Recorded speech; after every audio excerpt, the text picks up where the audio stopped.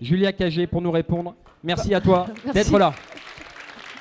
Bon, on est à 10 fois plus. En fait, on est même à plus de 10 fois plus. Les montants des dons reçus de Londres, c'est 990 000 euros en 2017. C'est-à-dire que c'est plus que Bordeaux, Lyon, Marseille, Nantes, Lille réunis. Pas pris individuellement. Donc c'est pour vous donner une petite idée. Puisqu'on est dans les chiffres, j'en dis un de plus. En fait, c'est presque faux le 95%, Julien, sur les hebdos. Ça dépend des calculs. Et on a des calculs où en fait on est à 100%, voilà, de l'audience de ces grands hebdos détenus par 8 milliardaires. Alors pourquoi c'est un problème? C'est comme la question qu'on peut se poser. Est-ce que vous avez lu le JDD hier? Ouais, bah moi non plus. C'est pas grave. Mais quand même, pourquoi c'est un problème d'avoir une chaîne d'information en continu qui s'appelle ITD, qui est rachetée par un milliardaire, qui met la rédaction à genoux, la plus grande grève de l'histoire de l'audiovisuel privé, qui en fait une chaîne d'opinion et qui s'appelle CNews. Pourquoi c'est un problème d'avoir une radio? Certes, ce n'était pas une radio de gauche historiquement, mais vous aviez une rédaction qui avait un positionnement marqué, qui essayait de faire son travail, qui est rachetée par le même milliardaire, qui la met à genoux et qui en change entièrement la ligne éditoriale. Pourquoi c'est un problème que ce même milliardaire rachète Prisma Media, c'est-à-dire le plus grand groupe de presse magazine en France, avant de mettre à genoux 2 hebdomadaires, Paris Match pour commencer, et le Journal du Dimanche, malgré, là encore, la plus grande grève, en fait, de toute la presse écrite française, après avoir imposé, contre l'avis de 95% de la rédaction du journal, un nouveau directeur de la rédaction en provenance directe de Valeurs Actuelles. C'est un problème parce que ça vient menacer notre capacité comme citoyen d'être correctement informé. Et que comme citoyen, pourquoi on a besoin d'une presse et de médias indépendants? Parce que pour aller voter, on a besoin d'être informé par ces médias indépendants. Alors on va nous dire, le président de l'ARCOM nous dit, Roch-Olivier Maistre, nous dit, écoutez, on a bien regardé, CNews respecte actuellement toutes les règles de pluralisme politique. Moi, je le crois, hein. Mais dans ce cas-là, il faut peut-être s'interroger sur les règles actuelles. Voilà. Il faudrait peut-être vouloir les changer. Parce que comment on mesure le pluralisme politique aujourd'hui à la télévision en France? On mesure le pluralisme politique à partir des seuls invités politiques, personnalités politiques, ce qui fait que d'après l'ARCOM, jusqu'en septembre 2021, Éric Zemmour n'était pas une personnalité politique. Et donc son temps de parole n'était pas décompté comme du temps de parole politique. Donc ça suppose d'interroger les règles actuelles. Et ces règles actuelles, ça suppose de vouloir les changer, d'avoir davantage de pluralisme. On peut nous dire aussi, et il y a de plus en plus de gens qui le disent, pourquoi vous voulez imposer du pluralisme politique sur les chaînes de télévision, puisqu'après tout, on a des dizaines de chaînes de télévision sur la TNT, on a des centaines de chaînes de télévision sur Internet, donc les gens sont autorisés à faire leur marché et à aller s'informer où ils veulent, de la manière dont ils veulent. Sauf que ce n'est pas encore la manière dont s'informent les gens aujourd'hui.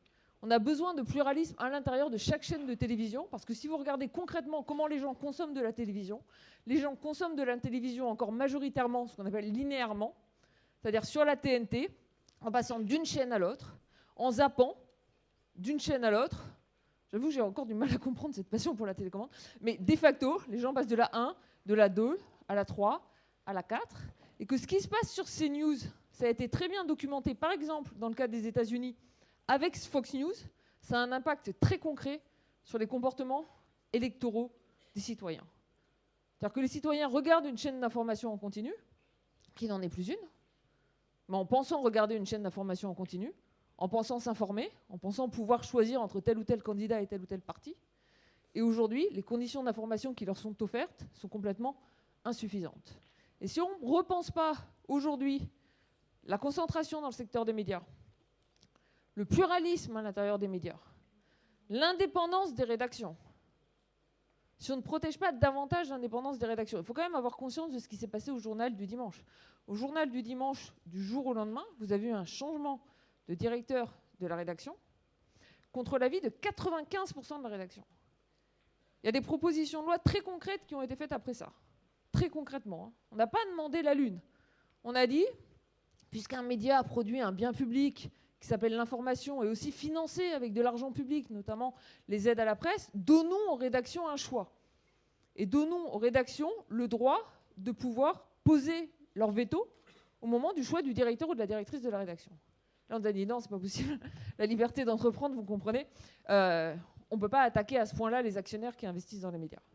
Bah, moi, je pense qu'on est beaucoup à le penser, et pour le coup, il y a eu des propositions de loi qui étaient interpartisanes, qui ont été déposées à l'Assemblée nationale, qu'il faut renforcer aujourd'hui les droits donnés aux rédactions pour leur garantir davantage d'indépendance, pas pour le plaisir des journalistes. D'ailleurs, vous interrogez les gens, vous avez 66% de défiance envers les journalistes, mais même si vous n'aimez pas les journalistes, vous devriez aimer le fait d'être informé comme citoyen, donc pour garantir votre indépendance en tant que citoyen. Parce que pour en revenir à une définition quand même assez simple de la démocratie, souvent on dit c'est une personne, une voix. En fait, la démocratie, c'est pas une personne, une voix, c'est une personne informée, une voix. Et d'ailleurs, pendant longtemps, un argument que j'utilisais, je disais, c'est pour cette raison-là qu'on ne peut pas vouloir 8 milliardaires à la tête de 95% des hebdomadaires en France. Parce qu'on ne veut pas donner à une seule personne une influence disproportionnée sur le poids des médias et du coup, finalement, sur la bonne marche de la démocratie. Et un des exemples que je donnais quand je parlais de cette question des médias, je disais, d'ailleurs, c'est la même raison pour laquelle en France, on a limité la capacité des individus à financer les partis politiques et à financer les campagnes électorales. Parce qu'on veut que la démocratie ressemble à une personne, une voix. Alors vous allez me dire, ah ben non, vous avez enlevé la réponse. Mais comment, dans ce cas-là, on arrive à une situation dans laquelle Emmanuel Macron et la République En Marche reçoivent en 2017 10 fois plus de financement des Français expatriés à Londres que des Français résidant à Marseille. Comment est-ce qu'on arrive à cette situation-là ? Parce qu'en fait, le financement de la démocratie, il est très mal encadré aujourd'hui en France. On nous a dit, on a mis un plafond de dons. Vous savez combien vous pouvez donner chaque année à un parti politique ? Il faut lui donner 7 500 €. On nous dit on a le droit de donner 7 500 € chaque année à un parti politique. Oui, enfin, on a le droit, encore faut-il en avoir les moyens. 7 500 €, c'est à peu près la moitié du revenu annuel total d'une personne au salaire minimum. Même si on aime beaucoup Julien, c'est quand même un tout petit effort financier chaque année. Mais on a pire que ça en France.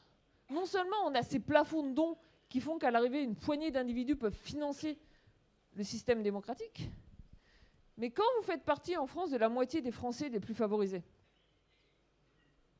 et que vous donnez 7 500 € à un parti politique, qu'est-ce qui se passe ? À travers le système de réduction fiscale, le gouvernement vous rembourse 5 000 €. Donc en fait, vous donnez 7 500 €, on vous rembourse 5 000 €, vous payez 2 500 € de votre poche. Ce qui veut dire que pour chaque euro en fait, donné par les Français expatriés à Londres, supposant qu'ils payaient leurs impôts en France, à hauteur de 7 500 €, en fait, c'est vous, dans cette salle, citoyens, qui avez déboursé 5 000 € Tu vas nous les fâcher là. Pour financer leurs préférences politiques. Voilà. Maintenant, vous faites partie de la moitié des Français les plus défavorisés. La moitié des Français qui, aujourd'hui, ont un taux d'imposition sur le revenu marginal à 0%. Vous êtes bien placé pour savoir, ça ne veut pas dire que vous ne payez pas d'impôt en France.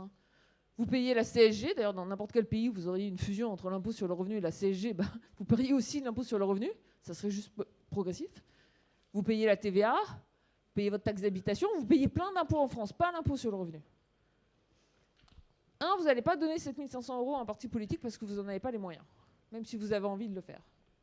Mais 2, quand vous allez faire un effort financier et donner, disons, l'équivalent de 120 € à un parti politique, combien l'État va vous rembourser ? 0. Voilà. Vous êtes riche, vous voulez financer un parti politique à hauteur de 7 500 €, on vous rembourse 5 000 €. Vous êtes pauvre, vous voulez financer un parti politique à hauteur de 100 €, on vous rembourse 0. Et donc on se retrouve aujourd'hui en France dans une situation où, très concrètement, les plus pauvres paient pour financer les préférences politiques des plus riches. Et il se trouve que les préférences des plus riches, c'est plutôt la suppression de l'impôt sur la fortune, c'est plutôt la suppression de l'exit tax, c'est plutôt le fait d'avoir une flat tax sur le capital, c'est plutôt, parce qu'il y en avait quand même quelques-uns qui étaient pour la réforme des retraites, Et toutes ces politiques, elles sont mises en œuvre avec un homme, ça pourrait être une femme, hein, élu, grâce à des financements que la majorité des Français ont subventionnés. Voilà. Et je pense qu'on n'aura pas une démocratie fonctionnelle tant qu'on n'aura pas davantage plafonné les dons, tant qu'on n'aura pas davantage en fait une démocratie qui ressemble à une personne, une voix, c'est-à-dire réduire les inégalités de financement de la démocratie. Je pense qu'on n'aura pas une démocratie fonctionnelle tant qu'on n'aura pas davantage encadré la question du financement des médias, de l'indépendance des médias. Et je suis contente d'avoir juste l'occasion d'en parler ici parce que c'est des questions qui peuvent paraître incroyablement techniques. En fait, c'est très chiant. Vous dites le financement de la démocratie. Allez voir un éditeur et dites-lui, je vais écrire un livre qui s'appelle Le prix de la démocratie. Il va rigoler 2 fois. Mais ce n'est pas des questions techniques. Parce que c'est des questions qui ont des impacts très concrets sur qui est élu, comment les gens sont élus, comment vous êtes informés, et quelles sont les politiques qui sont menées. Donc je ne sais pas si ça fait 49.3 raisons de passer à la 6ème République, mais en tout cas, ça en fait au moins 2. Voilà. Merci beaucoup, Julia.